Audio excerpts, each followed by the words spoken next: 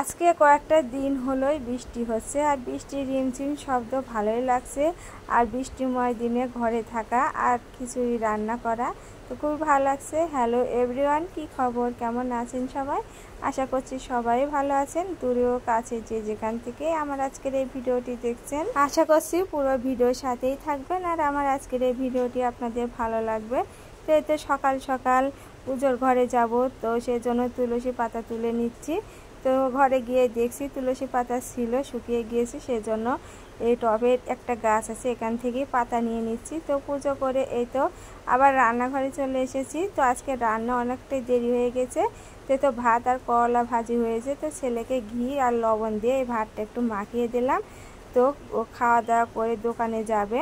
তো এটা দিয়ে এভাবে মাখিয়ে দিলেও খেতে খারাপ লাগে না, ভালোই লাগে। তো ছেলে বলছিল খুব ভালো হয়েছে। তো এদিকে আবার বাকি রান্নাটাও করছি। তো একটু তরকারি করব, পুঁই শাক, আলু আর পেঁপে এগুলো দিয়ে আজকে সকালের একটা নিরামিষ সবজি। আর এই হচ্ছে করলা ভাজি করেছিলাম।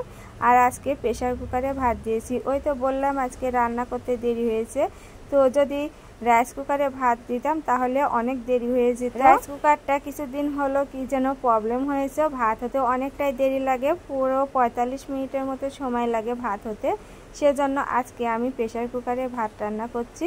আর আজকে ভাতটাও ঝরঝরি হয়েছে। তো আমার হাজব্যান্ড ভাত যদি একটু নরম হয় তাহলে খেতে চায় না। তো যাই হোক, আজকের ভাতটা অনেকটাই ঝরঝরে হয়েছে। তো সবজিটা একটু ভাজা ভাজা করে নিয়ে একটু সামান্যই জল দিলাম। তো আমার রান্নাটা পরে হয়ে গেছে।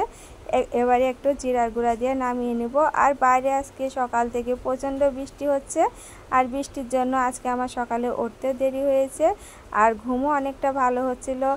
আর পরশুদিন রাত্রে মানে কালকে রাত্রে যেহেতু আমি বাইরে গিয়েছিলাম, ওই যে আমার ভিডিওতে তো আগেকার দিয়েছি, নীলা কীর্তন শুনতে গিয়েছিলাম। তো সারা রাত তো ঘুম হয়নি, তো একটু বেলায় হয়েছে আজকে ঘুম থেকে উঠতে। আর বৃষ্টির জন্য একটু দেরি করে উঠলাম। আর দেখে বুঝতেই পারছেন কতটা আমার এখানে বৃষ্টি হচ্ছে। আর বৃষ্টির দিনে ভালোই লাগছে, ঘর থেকে বের হওয়া যাচ্ছে না। আর বৃষ্টির এই রিমঝিম শব্দ, আর আমাদের যেহেতু টিনের চালের ঘর, এত পরিমাণে শব্দ হচ্ছিল, সময় সময় ভয়ও লাগছিল। মানে রাত্রে বেশিরভাগ ভয় লাগে আমার থেকে যখন জোরে বৃষ্টিটা হয়। আর আমার মেয়েটা আনন্দে তো জলের নৌকা ভাসিয়ে দিচ্ছে, কাগজের নৌকা। তো আমরা সেই ছোটবেলায় এইভাবে নৌকা ভাসাতাম। তো বৃষ্টি হলে আগে কি করতাম, ও যে কলার ভেলা আছে সেগুলো বানিয়ে আমরা নৌকা চালাতাম। আর দাদার হাতে তো অনেকবার গাল খেয়েছি। তো আমরা কয়েকটা মেয়েরা মিলে ওইগুলো করতাম, এই কাগজের নৌকা ভাসাতাম। তো আমার এই মেয়েটার এটা দেখে আমার সেই ছোটোবেলার স্মৃতি মনে পড়ে যাচ্ছে। তো এদিকে আবার মেয়েকে পড়তে বসিয়ে দিয়েছি। তো কিছুদিন হলো, মানে কয়েকটা দিন হলো পড়াশোনা তো ঠিক মতন হচ্ছে না, স্কুল তো বন্ধ। আর প্রাইভেটেও তো ঠিক মতো যেতে পারছে না। তো আজকে নিয়ে বসেছি একটু পড়াশোনা করানোর জন্য, প্রাইভেটের পড়া ছিল। তো এই ছিল আজকের ভিডিও। সবাই ভালো থাকবেন, নমস্কার।